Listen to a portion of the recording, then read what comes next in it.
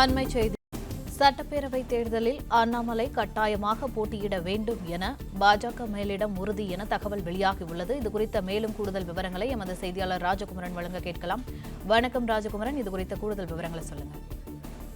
பாஜகவின் முன்னாள் மாநில தலைவராக இருக்கக்கூடிய அண்ணாமலை கட்சியினுடைய தலைமைக்கு அண்மையிலே ஒரு கடிதம் எழுதியிருந்ததாகவும், அந்த கடித தேர்தலில் போட்டியிட விருப்பம் இல்லை என்ற தகவலை சொல்லியிருந்ததாகவும், அதற்கு காரணமாக அதிமுக கூட்டணியிலே பாஜகவிற்கு கொடுக்கக்கூடிய இடங்கள் வெற்றி வாய்ப்புக்குரிய இடங்கள், தாங்கள் வெற்றி பெற விரும்பக்கூடிய தொகுதிகளை மட்டும் வாங்கிவிட்டு தோல்வி அடையக்கூடிய இடங்களை வாங்கி இருக்கின்றார்கள். எனவே அந்த தேர்தலில் தான் போட்டியிட்டால் அதற்கு தானும் உடந்தாக இருந்ததை போன்று தொண்டர்கள் நினைக்கக்கூடும் என்றால் தனக்கு இந்த சட்டப்பேரவை தேர்தலில் போட்டியிட விருப்பம் இல்லை என்று கடிதம் எழுதியதாக சொல்லப்பட்டது.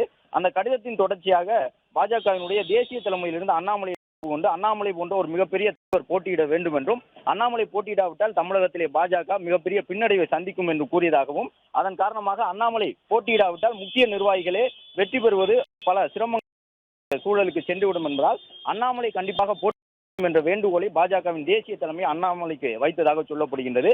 அதன் காரணமாகத்தான் நேற்றைய தினம் புதுச்சேரியில பிரச்சாரத்தில் ஈடுபட்டுக் கொண்டிருந்த அண்ணாமலையை உடனடியாக சென்னைக்கு வர வேண்டும் என்றும், சென்னைக்கு வந்த அண்ணாமலையிடம் பியூஷ் கோயல் பல்வேறு கோரிக்கைகளை முன்வைத்ததாகவும், அந்த கோரிக்கையில் ஒன்று அண்ணாமலை கண்டிப்பாக இந்த சட்டப்பேரவை தேர்தலில் போட்டியிட வேண்டும் என்ற ஒன்றாக இருந்தது என்றும் சொல்லப்படுகின்றது. அதன் தொடர்ச்சியாகத்தான் பியூஷ் கோயல் அண்ணாமலையிடம் அவர் போட்டியிடக்கூடிய தொகுதி எது என்று கேட்டபொழுது கோவை வடக்கு தொகுதியில் தான் போட்டியிட விரும்புவதாக சொல்லியிருந்ததாக தகவல் கிடைத்திருக்கின்றது. அதன்படி கோவை நாடாளுமன்ற தொகுதிக்கு உட்பட்ட ஏதேனும் ஒரு தொகுதியில் போட்டியிட தனக்கு விருப்பம் என்று அண்ணாமலை கூறியதாக தகவல் வெளியாகி இருக்கின்றது. அதாவது கோவையிலே பாஜகவிற்கு வழங்கப்பட்டிருக்கக்கூடிய தொகுதி ஒரே ஒரு தொகுதி.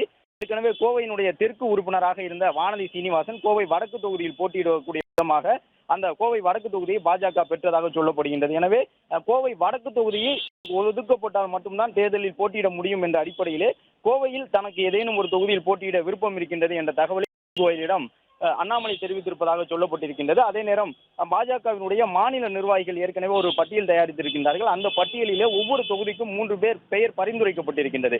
அந்த பெயரில் இருந்து ஒரு பெயரை தான் தேசிய தலைமை இறுதி செய்யும். இதுதான் பாஜகவின் நடைமுறை. அந்த அடிப்படையில் மொடக்குறிச்சி சட்டப்பேரவை தொகுதி ஏற்கனவே பாஜக வெற்றி பெற்ற ஒரு தொகுதியாக இருக்கின்றது. பாஜகவினுடைய சட்டப்பேரவை சரஸ்வதி தான் தற்பொழுது உறுப்பினராக இருக்கின்றார். அந்த மொடக்குறிச்சி தொகுதிக்கு அண்ணாமலையினுடைய பெயரை இணைத்து பாஜக ஏற்கனவே வெற்றி பெற்ற ஒரு பெயர் பட்டியலில் இணைத்து மாநில தலைமை தேசிய தலைமைக்கு வழங்கி இருக்கின்றது. ஆனால் அண்ணாமலை கொடுத்தால் வடக்கு தொகுதியை தான் தனக்கு கொடுக்க வேண்டும், அப்படி இல்லை என்றால் மொடக்குறிச்சி உள்ளிட்ட எந்த தொகுதியிலும் தன்னால் போட்டியிட முடியாது என்றும் ஒரு நிர்பந்தத்தை பாஜகவின் தேசிய தலைமைக்கு குறிப்பிட்டிருப்பதாகவும், அதன் தொடர்ச்சியாக அண்ணாமலையினுடைய ஆதரவாளர்கள் தொடர்ந்து சமூக வலைதளத்திலே கோவை வடக்கு தொகுதியை அண்ணாமலைக்கு ஒதுக்க வேண்டும் என்ற ஒரு கோரிக்கையும் முன்வைத்து வருகின்றார்கள். கோவை வடக்கில் ஏற்கனவே போட்டியிடுவதற்கு தயாராக இருக்கக்கூடிய வானதி சீனிவாசனுக்கு கோவை தொகுதி வழங்கப்படுமா அல்லது தேசிய தலைமைக்கு அண்ணாமலை கொடுத்திருக்கக்கூடிய அந்த நிர்பந்தத்தின் காரணமாக அண்ணாமலை ஆக வேண்டும் என்ற அடிப்படையில் கோவை வடக்கு தொகுதியை ஒதுக்குமா என்பது இன்று அல்லது நாளைய தினத்திற்குள் வேட்பாளர் பட்டியல் வெளியாகும் பொழுது தெரிய வரும் என்ற தகவலை பாஜக தரப்பில் கூறியுள்ளனர்.